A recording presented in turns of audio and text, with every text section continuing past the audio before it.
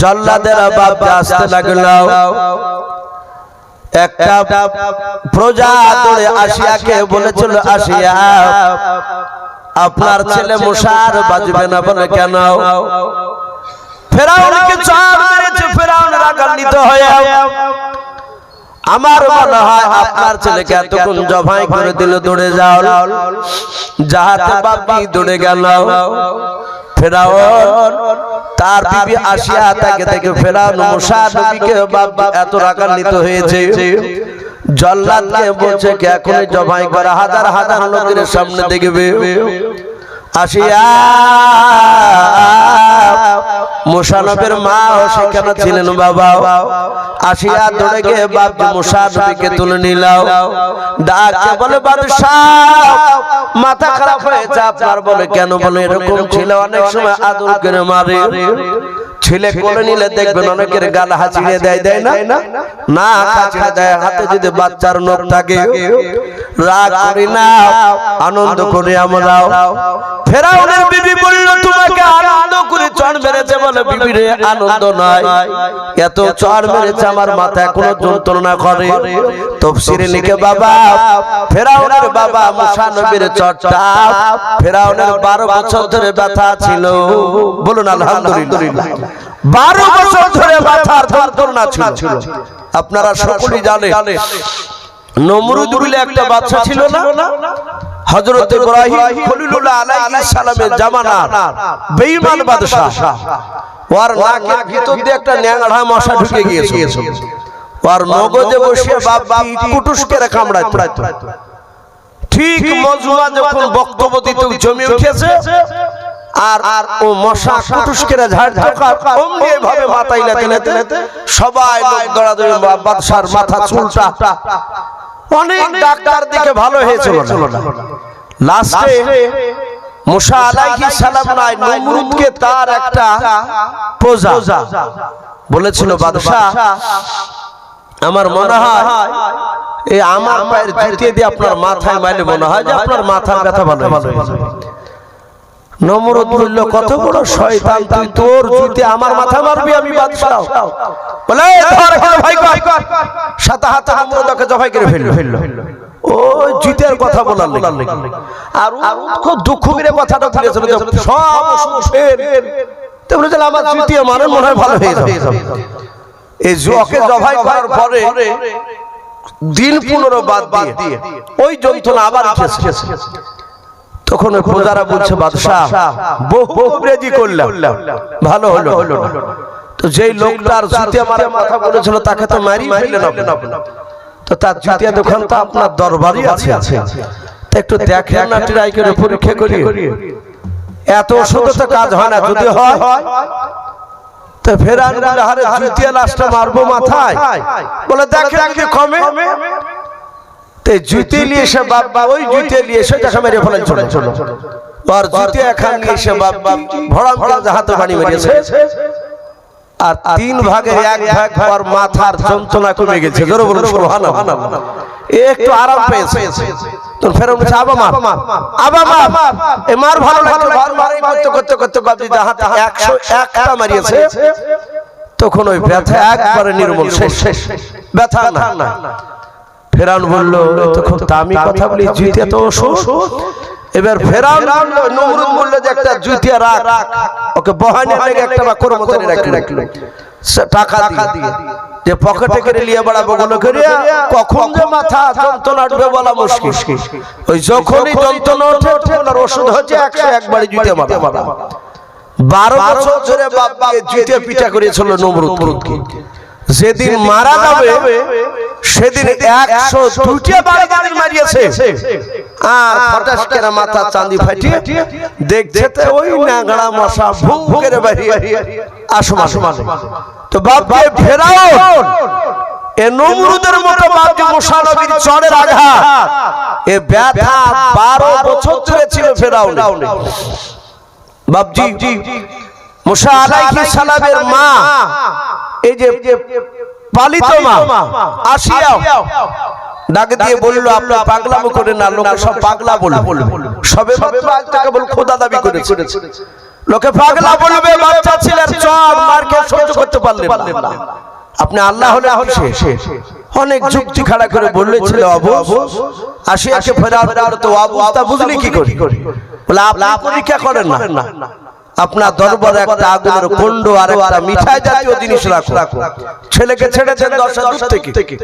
মুসা কলিজার টুকরা বাচ্চা গিয়ে যদি ও মিষ্টিটাকে তুলে নেয় তাহলে জানবো যে মুসা নবী ইচ্ছাকৃত আপনাকে মেরেছে। এই বাচ্চা বড় হয়ে আপনাকে ধ্বংস করবে। আর যদি মিষ্টি না তুলে আগুন তুলে নেয় তাহলে জানবো যে ছেলে ইচ্ছাকৃত মারে নাই, ই বুঝে না অবুঝ অবস্থা মেরেছে। ফেরান বলল কথা তো খারাপ বলো না, ইয়ার যা চড়ের আঘাত সব বুঝে।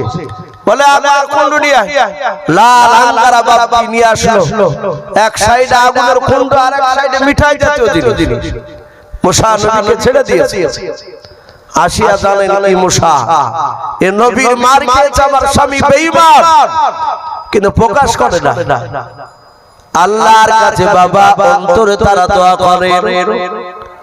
মুসা নবীর মা কাঁদেন আর বলেন আল্লাহ আমার ছেলেকে তুমি যখন এতদিন হেফাজত করলে তুমি আজও হেফাজত করবা। আসিয়া মনে মনে কাঁদেন আর বলেন আল্লাহ আমি জানি আমার স্বামীকে তুমি শহীদ করাবা, এই ছেলে মুসাকে দিয়াও। আমি তোমার বান্দি, আমি জানি আমি তোমাকে তো মানি। মওলা রে আমার ছেলে মুসাকে তুমি আজকে হেফাজত করো। মুসা আলাইহিস সালাম হাত কান নিয়ে বাবা মিষ্টি দিকে বাবা নিয়ে যাচ্ছে ধরার জন্য। ফেরাউন ডাক দিয়ে বলে বিবি আসিয়া দেখো বাচ্চা অবুঝ নাই, বুঝ ভালো মন্দ দেখো মিষ্টির দিকে হাতটা নিয়ে যাচ্ছে, যাতে মিষ্টিটা ধরতে যাবে। আমার আল্লাহ ডাক দিয়ে বলে জিবরিল যাও আমার মুসা নবীকে এখনই হত্যা করতে দেব না, আমার মুসা নবীকে বিখ্যাত নবী বানাবো। যাও আমার মুসা নবীর ডান হাতখানা ধরে মিষ্টি থেকে টেনে নিয়ে গিয়ে আগুনের কুণ্ড তুলে মুসা নবীর মুখে ভরে দিবে, তাহলে ফেরাউন বুঝে নেবে। যাতে বাবা জিবরিল আলাইহিস সালাম হাতখানা ধরে নিয়ে গেলেন, মানুষেরা কেউ দেখতে পেল না। আগুনটা তুলে মুসা নবীর মুখে নিয়ে দিলেন, যাতে মুখে দিলেন। আর মুসা নবীর কলিজার টুকরা মা দৌড়ে গিয়ে আগুনটা বাপ বের করে নিলেন। মুসা নবীর জিবের আগাটা বাপ দিয়ে পড়ে গেল। সেদিন থেকে মুসা নবী পয়গম্বর তিনি তুতলায় পরিণত হলেন। বলুন সুবহানাল্লাহ। তুতলা হয়ে গেল। ফেরাউন ডাক দিয়ে বলল বাদশা দেখলে ভালো ভালো কিছু বুঝে? ফেরাউন বলল তাই তো, আপনি মাফ করে দেন আজকের মতো।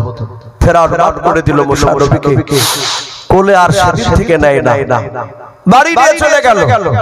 এ খোদা দাবি করে সবাইকে বাপজি প্রচার করে, সবাই খোদা বলে, কিন্তু মুসা নবীর মা, মুসা নবীর বোন মরিয়ম আর এইদিকে বাপজি ফেরাউনের বিবি আসিয়া এই খোদা বলে কিন্তু ওকে বাপজি মানে না। মাঝে মাঝে বাড়িতে স্বামী স্ত্রীতে টুকমুক ঝামেলা হয়, অনেক পুরুষের বাপজি বাড়িতে বিবির সঙ্গে ঝামেলা হয় গোপনে, পাশের লোককে জানতে দেয় না, একটা মান সম্মানের ব্যাপার। আবার কিছু বেদরা বিবি আছে ও মান সম্মান দেখে না, লোকের সামনে চিল্লিয়ে যে বাপজি আর মান সম্মান নষ্ট করে দেয়। হযরতে বাপজি আপনার আসিয়ার সাথে ফেরাউনের মাঝে মাঝে ঝামেলা হয়। বাপজি মুসা আলাইহিস সালাম আস্তে আস্তে বেশ একটু বড় হয়েছে, হাঁটতে শিখেছে। মুসা আলাইহিস সালাম পূর্ণাঙ্গ জৈবনে পদার্পণ করতে পারেনি, বেশ একটু বড়। কোন মুফাসসির কেরাম লিখেছেন মুসা নবীর বয়স তখন প্রায় 16-17 বছর। ফেরাউনের দরবার প্রচন্ড গরমের সময় রৌদ্রের তাপ বেড়েছে। আমরা দেখতে পাই 12টার সময়, দুপুর 12টা-1টার দিকে মাঠ থেকে মানুষ বাড়ি আসে না? সবাই বাড়ি আসে। আর ওই সময় মুসা নবী ওই দিন দিনের বেলা যাচ্ছে মাঠ বেড়াতে। আমি যাই একটু মাঠটা দেখে আসি। মাঠ ঘুরতে গিয়ে দেখে মুসা আলাইহিস সালাম উনি দেখছেন একটা মানুষকে আর একটা মানুষ মারছে। কে মারছে? ফেরাউনের বংশধরের লোক। আমি মুসা নবী কোন বংশের লোক ওটা বলেছিলাম, কোন বংশের নাম বলেছিলাম? বনি ইসরাইল। ফেরাউনের বংশের নাম বলেছিলাম না। ফেরাউনের বংশটার নাম ছিল কিবতিয়া বংশ। ফেরাউনের বংশে জন্ম নিয়েছে। এই কিবতিয়া বংশের লোকেরা রাজ করত বনি ইসরাইল বংশের উপরে। তো মুসা নবী কাছে গিয়ে দেখছেন যাকে মারছে সে বনি ইসরাইল বংশের, অর্থাৎ মুসা নবীর বংশের লোক। সে মার খাচ্ছে। আর যে মারছে সে ফেরাউনের বংশের লোক, কিবতিয়া বংশের লোক। মারছে কেন? মারছে থেকে একটা বোঝা দিয়েছে, এই বোঝা উঠাতে পারছে না। আর ফেরাউনের লোক কেউ কেউ বলেছেন তার মামাই তো নাই, ফুফাই তো ভাই ছিল ফেরাউনের। ওই লোকটা যে মারছিল সে বলছে এই বোঝা তোকে নিয়ে যেতে হবে। আর ও গরিব মানুষ বনি ইসরাইল লোকটা বলছে ভাই আমি একসঙ্গে পারবো না, দুবার নিয়ে যাব। আর এই শয়তান বলছে তোকে একবারই নিয়ে যেতে হবে। আর মুসা নবী হাজির। মুসা নবী বলছেন ভাই এই তো শিকার করতে বইয়ে দিবে, একবারে পারবে না, দুইবারে দাও, এত ভারী বোঝা পারে? তো নে ভাইকে দেখছে তো সে বাদশার বেটা, বলে মুসা এখানে বেশি নাক গলাতে আসো না, এমন তেমন করলে তোমার আব্বাকে গিয়ে বলবো। আর তোমার আব্বা কিন্তু তো তোমাকে কতটা ভালোবাসে না, যেদিকে চল মেরেছি সেদিন থেকে তোমাকে খুব ভালো ভালো দেখে না। তুমি যেখানে যাচ্ছ সেখানে যাও, যা ইচ্ছা তাই করবে, একে দুবারে না একবারই নিয়ে যেতে হবে। আমার চাবুক দিয়ে বাপ দিয়ে লাঠি দিয়ে মারছে। মুসা আলাইহিস সালাম দেখলেন তো শুনবে না। সঙ্গে সঙ্গে মুসা নবী তাফসীরে লিখেছে উনি হাতে ভাবে জামা গুটাতেন। কিছু মানুষের দেখেন অভ্যাস থাকে আমাদের এভাবে গেঞ্জি থাকলে এভাবে জড়ে, জামা থাকলে এভাবে গুটায় জড়ায়। তো মুসা নবীর এটা অভ্যাস ছিল এই হাতের জামা জড়ানো। মুসা নবী হাতে জামাটা জড়িয়ে বলে এই তুই শুনবি না? বলে না, যাহা তাহা তর্ক করে যারা উনি ঘুষ মেরে। মুসা নবী কিন্তু মারিয়ে ফেলবো বলে মারে, যাহাতে ঘুষি মেরেছে ওই যে 4000 যুবকের শক্তি বাপজি ভরা আছে, ঠেকানার সাথে হাতে দাঁড়াস করে পড়ে পটল দিলে শেষ। মুসা নবী এভাবে নাকে টাকা হাতে দেখছে এ তো নাই উড়ে গেছে। তখন এই লোকটা যে মার খাচ্ছিল সে মুসা নবীর পা ধরে বলছে ভাই তুমি যদি না আসতে তাহলে আমাকে মারি ফেলতো। মুসা নবী বলেন ভাই ঠিক আছে, আল্লাহ আমাকে হয়তো নিয়ে এসেছে তোমার কাছে, আমি যে মারিয়ে ফেলালছি একমাত্র তুমি আর আমি, আর আল্লাহ জানা ই তো জানি, তো জানি তো লাভ নাই, ই তো শেষ। ভাই কথা তো কারোর সামনে তুমি বলবা না, বুঝছো ভাই কথা বলি, আপনি না আসলে আমাকে মারিয়ে ফেলতো, আমি বেঁচে গিয়েছি আপনার জন্য। মুসা নবী বাড়ি চলে গেলেন। ফেরাউনের কাছে খবর গেল বাদশা আপনি যে খোদা দাবি করেছেন, মাঠে একটা আপনার ফুফাইতো ভাই মরে পড়ি, ওকে কে মেরেছে আপনাকে আসামি ধরতে হবে। ফেরাউন জানে না। হামান বলল বেকায়দা, বলল বাদশা। ফেরাউন বলছে আচ্ছা আমি যদি না আসামি ধরি তাহলে আল্লাহ দিলে তো সে আরো ছোট মনে করে মানবে না। ফেরাউন ওখানে অভিনয় কায়দা করে বলে আমি আসামির নাম জানি কে মারেছে, কিন্তু আমি দেখতে চাই কেউ আসামি ধরে দিতে পারে কিনা। যদি ধরে দিতে পারে যা মেরেছে যে মেরেছে তাকে, তাহলে শুনে নাও তাকে মোটা অঙ্ক টাকা দেওয়া হবে। ফেরাউন এইভাবে প্রচার করছে, মানুষ খোঁজাখুঁজি করছে, আর আসামি তোর বাড়িতে দিব্যি সুন্দর খাইছে ঘুরিয়ে বেড়াচ্ছে। দিন চারেক পর মুসা নবী আবার মাঠে গিয়েছে, ওই দুপুরবেলা। দ্বিতীয়বার বারবার মাঠের বেলায় গিয়ে দেখেন ওই লোকটাকে, যেই লোকটাকে তার 3-4 দিন আগে মারছিল, ওই লোকটাকে দেখছে আবার অন্য লোকে তাকে মারছে। মুসা নবী এক আবু বকরের কাছে যে বলছে তুমি না সেদিনকে তুমি ছিলে না? তো বলছে হ্যাঁ ভাই। তো মুসা নবীকে সামনে ওই লোকটা মারছে, ওই লোকটাকে বলে ইসরায়েল লোকটাকে। মুসা নবী এইভাবে হাতটা গোটাচ্ছেন আর বলছেন আচ্ছা ভাই এই তোমাকে কি রোজ রোজ মারে? ব্যাপারটা কি? সেদিনও তোমাকে মারছিল, আজও তোমাকে মারছে।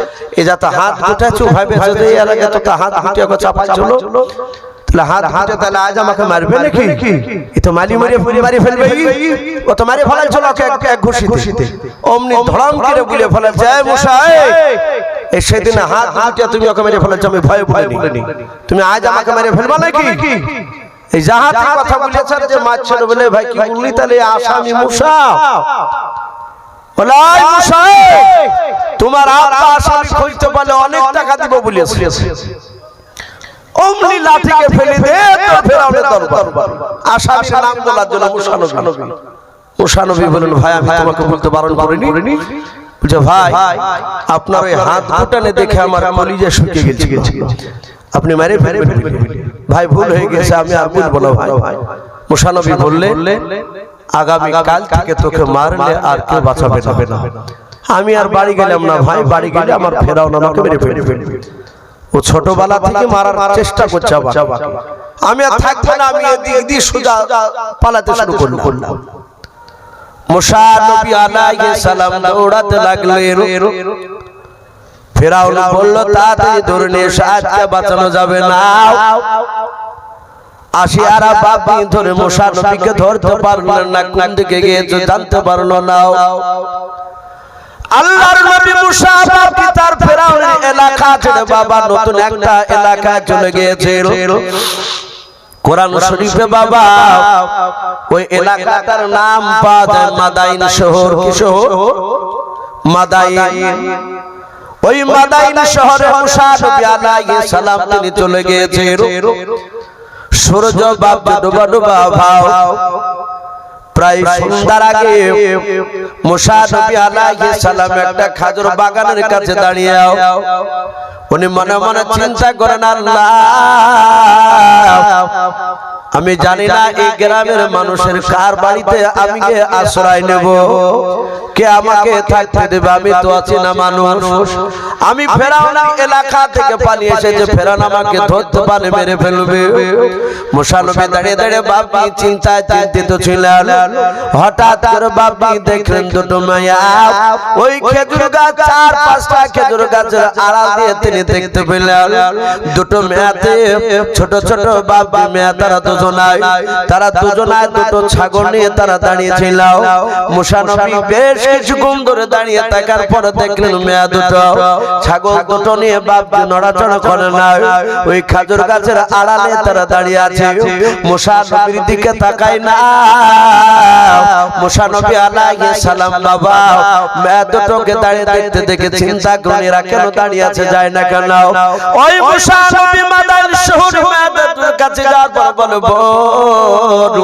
তোমরা এখানে দাঁড়িয়ে আছো কেন অনেকক্ষণ ধরে দেখলাম তোমরা ছাগল নিয়ে দাঁড়িয়ে আছো মেয়া দুটো মুসা নবীর দিকে একবার তাকানোর পর বাবা আর তাকালেন না এভাবে বাপজি মুখটা ফিরে নিলাম মেয়া দুটো ছোট ছোট বাপজি মেয়ে ছিল কোন কোন রাবি লিখেছেন বাবা বড় মেয়েটার বাপজি বয়স ছিল 10 বছর ছোট মেয়েটার বয়স ছিল বাপজি 8 বছর মেয়া দুটো ডাক দিয়ে বলেছিল ভাই আমরা দুই বোন কলিজার টুকরা দুই বোন আমরা আপনাকে চিনতে পারি না ওগো ভাই আমরা এখানে দাঁড়িয়ে আছি ছাগলকে পানি পান করানোর জন্য বলে পানি পান করে নিয়ে কেন যাও না বলে ভাই আমরা যেতে পারি না কারণ আমরা একজন ইমানদার পরেশগারের আমরা কলিজার টুকরা বেটে ওই দেখেন দেখতে পাচ্ছেন অনেক ছেলেরা হইচই করে বলে হাও ওখানে একটা পানির ঝর্ণা আছে ওই সব ছেলেরা পানি পান করে যখন তাদের ছাগল নিয়ে সবাই চলে যাবে আমরা রাত্রি হয়ে যায় বাড়ি যেতে সবারই শেষে আমরা দুই বোন ছাগলকে পানি পান করে নিয়ে চলে যাই কারণ আমরা মেয়ে মানুষ ওদেরকে আমরা ওটা ফোটা করলে তারা ঝামেলা তাদেরকে পারবো না শক্তি দিয়ে তাদেরকে পারবো না মুসা নবী বলেন বল তোমাদের তো বেশ রাত্রি হয়ে যাবে বলে হ্যাঁ আমাদের প্রতিদিন রাত্রি হয়ে যায় মুসা নবী বলেন বোন চিন্তা করবা না যদি কিছু যদি মনে না করো তোমার ছাগল দুটো কি দিবা আমি পানি পান করে নিয়ে আসব আমি যদি আগে পানি পান করে দিতে পারি তাহলে তোমরা বেলায় বেলায় বাড়ি যেতে পারবে বলে তা করলে তো ভালো হয় মুসা নবী মেয়া দুটোর কাছ থেকে বাপজি ছাগল চাইলেন মেয়া দুটো মুসা নবীর দিকে তাকালেন না অন্যদিকে মুখ ফিরে বাপজি আপনার ছাগল দুটো দিলাও কিতাবে লিখেছে বাবা বাবা ওই সময় মাদান শহর বাবা যে লোকটার মা বাপ যে আপনার ছিল তারা সেই সময় বাপ যে পর্দার কথা চলতো হযরত মুসা নবী পয়গম্বর মা দুটোর কাছ থেকে ছাগলের দড়ি ধরে নিয়ে যাওয়ার পর দেখছেন অনেকগুলো বেটা ছেলেরা বাপ যে তারা হুড়াহুড়ি করে পানি পানি করা ছিল মুসা নবী বলেন ভাই ও যুবক ভাইরা একটু আমাকে সময় দাও তোমরা একটু সরে দাঁড়াও ওই দেখো দুটো মেয়ে তারা দাঁড়িয়ে আছে তারা বাড়ি যাবে রাত্রি হয়ে গেলে তাদের অসুবিধা হবে তাই তাদের ছাগল দুটো নিয়ে এসেছে পানি পান করার জন্য ভাই একটু দয়া করে তোমরা সাইডে সরে যাও এরা তাকিয়ে বলছে তোমার বাড়ি এখানে না তোমরা জানো না এখানে আমরা কেউ কাউকে সাইড দিই না যে যা পারবে শক্তি বাহুর বল দিয়ে আগে পানি পান করাবে মুসা নবী দেখলেন এরা তো চিনে না আমাকে মুসা আলাইহিস সালাম বাম হাতে দড়িখানা ধরে ডান হাত এইভাবে শুধু একবার ধাক্কা দিয়েছে হুটফাট করে বাপজি তারা ওদিকে পড়ে গিয়েছে এরা অবাক এত শক্তিশালী যুবক তো এখানে নেই মুসা নবী পানি পান করে দিয়ে মেয়া দুটোর কাছে ছাগল দুটো দিয়ে দিলেন মেয়া দুটো বলল খুব ভালো করলেন আমি আপনার কাছে গিয়ে বলবো আমরা আপনার জন্য দোয়া করতে বলবো এরা প্রতিদিন বাপ এশার সময় যেত সেদিন সূর্য ডোবার পরে হাজির এই মেয়া দুটো ছিল মাদানী শহরের একজন নবী যেই নবী হযরত শুআয়ব নবী আলাইহিস সালাম নামে এসেছে কোরআন এই শুআয়ব নবীর কলিজার টুকরা বিটিরা দুজন ছিল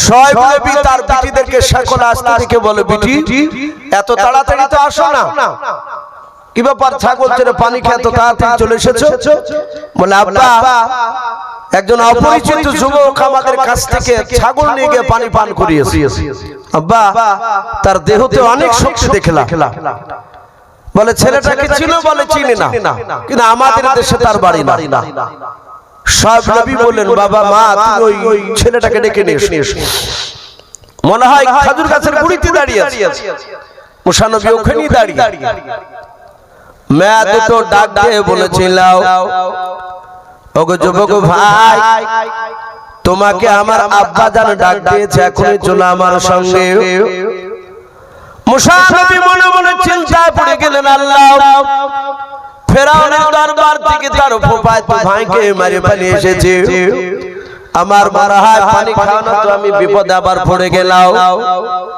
মুসা নবী আলাইহিস সালাম শুআয়ব নবীর কাছে চলে গেলেন শুআয়ব নবী আলাইহিস সালাম মুসা নবীকে একবার জিজ্ঞাসা করেছেন বাবা তোমার নাম কি বলে আমার নাম মুসা ডাকে বলেছিল বাবা তুমি কোন বংশের মুসা মুসা নবী ডাক দিয়ে বলেন ভাই ওগো চাচা আমি হযরতে বানি ইসরাইল বংশের মুসা আর চট করে শুআয়ব নবী দাঁড়িয়ে গেছে বলে বাবা তুমি আমার চেয়ারে বসো বলে না আপনার চেয়ারে আমি বসবো কেন আপনি বসো বলে তুমি বানি ইসরাইল বংশের মুসা বলে হ্যাঁ শুআয়ব নবী বুঝতে পেরেছে এই আমার চেয়েও বিখ্যাত নবী এই আমার চেয়ে বিখ্যাত নবী রাসূল হবে এটা কিন্তু বাপজি ধরা দিলেন না আপনারা জানেন এক নবীর খবর আর এক নবীর কাছে থাকে আপনার আমার নবী মুহাম্মদ সাল্লাল্লাহু আলাইহি ওয়াসাল্লাম যেদিন তায়েফ নগরে বাপজি কলমার দাওয়াত থেকে মার খেয়েছিল রক্তাক্ত শরীর নবী গোটা শরীর দিয়ে রক্ত বেরোছিল সেদিন পাথর এমন ভাবে মেরেছিল তায়েফ নগরের লোকরা নবী তায়েফ নগর থেকে ভিতর থেকে বেরিয়ে এসে একটা মাঠে খাজুর গাছের ছায়ার তলে খাজুর গাছের ছায়া খুব গাঢ় ছায়া হয় না হালকা যেহেতু পাতা ফাঁকা ফাঁকা ছায়া দেয়াতে বাপজি একটু পাতলা হয়ে থাকে আল্লাহ রাসূল সেখানে দাঁড়িয়ে কাঁদছেন ওগো আল্লাহ তায়েফ নগরের যুবকদেরকে maaf করে দাও ওরা চিনে না আমাকে চিনলে ওরা মারতো না আর নবীজি বাপজি কাঁদছিলেন আর ওই খাজুর গাছের রাসূলুল্লাহর কাছে বেশ 20-30 হাত দূরে আঙ্গুরের একটা বাগানে এক যুবক কাজ করছিল যুবকটার নাম কিতাবে লিখেছে ইসহাক এনা সাদ ইবনে আবি ওয়াক্কাস রাদিয়াল্লাহু তাআলা আনহু তখন তিনি সাহাবা ছিলেন না নবীকে চিনতেন না উনি নবীর কান্না দেখে এইভাবে বাগান থেকে মাথা উঁচু করে দেখলো, আহারে এই যুবকটাকে মারলো কারা, এভাবে নিষ্ঠুরের মতো মেরেছে। তাড়াতাড়ি বাপজি আঙ্গুরের ফলকে নিংড়ে রস বের করে একটা গ্লাসে রস নিয়ে গিয়ে আল্লাহর নবীর পেছনে দাঁড়িয়ে বলে, যুবক, তোমাকে যারা মেরেছে তারা অন্যায় করেছে। ওগো যুবক, তোমার শরীর থেকে অনেক রক্ত ঝরেছে, তুমি এই গ্লাসে রসটা খেয়ে নাও। সঙ্গে সঙ্গে বাপজি আল্লাহর নবী কাঁদতে কাঁদতে এইভাবে পেছন দিকে ঘুরে বলেন, আকাশ, আমি খুশি হতাম যদি তুমি আমার কলমা পড়তে। আকাশ বলছেন, ভাই আপনার বাড়ি কোথায়? নবী বলেন, আমার বাড়ি হচ্ছে মক্কায়, আমি নানার দেশে এসেছিলাম। আকাশ বলে, এই যুবক, আপনি আমাকে আগে দেখেছেন? বলে, না। আমার নাম আকাশ, আপনি জানলেন কি করে? আল্লাহর নবী বলেন, আকাশ, শুধু তোমার নামটা নয়, তুমি কোন খানদানের সন্তান, কোন বংশী, ওটাও আল্লাহ দিলে বলে দিতে পারবে। আকাশ কাছে বলেন দিলে আমি কোন বংশে? বলে, আকাশ, তুমি ইউনুস নবী আলাইহিস সালামের বংশধর। আকাশ এটা জানতো, তার বাপ দাদার মুখে শুনেছে। আকাশ বলছে, আপনি কি করে জানতে পারলেন আমি ইউনুস নবীর ছেলে, বংশধর? আল্লাহর নবী বলেন, এক নবীর খবর আর এক নবী দিতে পারে। জোরে বলুন সুবহানাল্লাহ। সবাই নবী বুঝতে পেরেছেন ইনি আমার চেয়েও দামি নবী। বললেন, বাবা, কোথাও যা লাগবে না, তুমি আমার বাড়িতে থাকবা। মুসা নবী দেখলেন একটু আশ্রয় তো পেয়েছি, থাকার জায়গা, থাকতে লাগলো। মুসা নবীকে দিয়ে ছাগল চড়াচ্ছেন। হাদিসে লিখেছে প্রতিটা নবীরে বাপজি ছাগল চড়িয়েছে।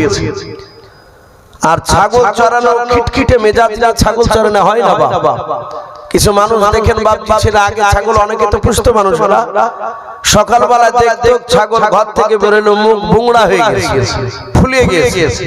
বলে, ছাগলকে ভালো চড়িয়ে আসে, আর মুখ ফুলা কেন? যে চড়াতে গেছে সে জানে যে কেন ফুলিয়েছে মুখ। ওনাকে জ্বালাচ্ছে, তখন আচ্ছা করে ধরিয়া বাবা মুখে মারিয়েছে ছাগলকে। এরকম হয় অনেক সময়, খিটখিটে মেজাজরা ছাগলকে ধরে আছাড় মারে। আল্লাহর নবী মুসা আলাইহিস সালাম কয়েক বছর থাকার পরে বেশ বড় হয়ে গেলেন। সব নবী নবীও বাপজি বড় হয়েছে। সব নবী বললেন, বাবা, আমার বড় মেয়ের সাথে তোমার বিয়ে দিতে চাই, তুমি কি রাজি আছো?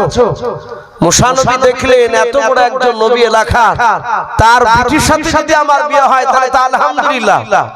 আর সব নবী জানতে পারছেন এর সাথে আমি বিয়ে দিতে পারলে আমিও জীবন ধন্য বিখ্যাত নবী হবে। মুসা আলাইহিস সালাম বিয়েতে রাজি হয়ে গেল। বাপজি অনেক ঘটনা আছে, আমি মোটা বলতেছি, মানে যেহেতু আপনার মোটামুটি কথা তুলে ধরেছি। প্রায় আপনার ফোনে 11টা বাপজি বাজতে চললো। আজকে জালসা যিনি প্রধান বক্তা তিনি চলে এসেছেন আলহামদুলিল্লাহ, আর হয়তো কয়েক মিনিটের মধ্যে হাজির হয়ে যাবে। তো বাপজি মুসা আলাইহিস সালাম বিয়ে করলে তাকে বাপজি সব নবী আলাইহিস সালাম একটা লাঠি দিয়েছিলেন ছাগল চড়ানোর জন্য। ওই লাঠিটা এই আগাটা একটু এইভাবে একটু দুটো ডাল ছিল, তাফসীরে লিখেছে কে। তো লাঠিটা খুব বড় না, 2-3 হাত লম্বা। ওই লাঠি নিয়ে মুসা আলাইহিস সালাম গাছের পাতা পেড়ে দিতেন ছাগলকে খাওয়াতে। বাঘ পড়লে তাড়া মারতেন, সাপ পড়লে মারতেন। এই লাঠিটা অনেক কাজ ছিল তার। তো মুসা আলাইহিস সালামকে লাঠিটা একটা ছাগলকে বলেছেন একটা জায়নামাজ ইবাদত করা, তখন তো 5 ওয়াক্ত নামাজ ছিল না। মুসা আলাইহিস সালামের সাথে বাপজি কয়েকদিন তার পিঠে থাকার পরই সব নবী বললেন, বাবা, আমার বাড়িতে বেশি দিন আর থাকা যাবে না, খুব থাকলে বলে চাচা আব্বা কোথায় যাবে? বলে, তোমার আব্বার দেশে যাও, তোমার নিজের দেশে গিয়ে তোমার বাপ মার সেবা করো। বলুন আলহামদুলিল্লাহ। মুসা আলাইহিস সালাম পুতলা অবস্থায় সব নবী জানতেন 10টা কথা বললে 5টা লোকে বুঝতে পারত, আর 5টা বুঝতে পারত না। মুসা আলাইহিস সালাম তার বিবিকে নিয়ে বাপজি আসতে লাগলেন। আস্তে আস্তে বাপজি কিতাবে লিখেছে আকাশে প্রচন্ড মেঘ, ঝড়, বাপজি উঠবে। ওই সময় তাদের একটু আগুনের প্রয়োজন হয়েছিল।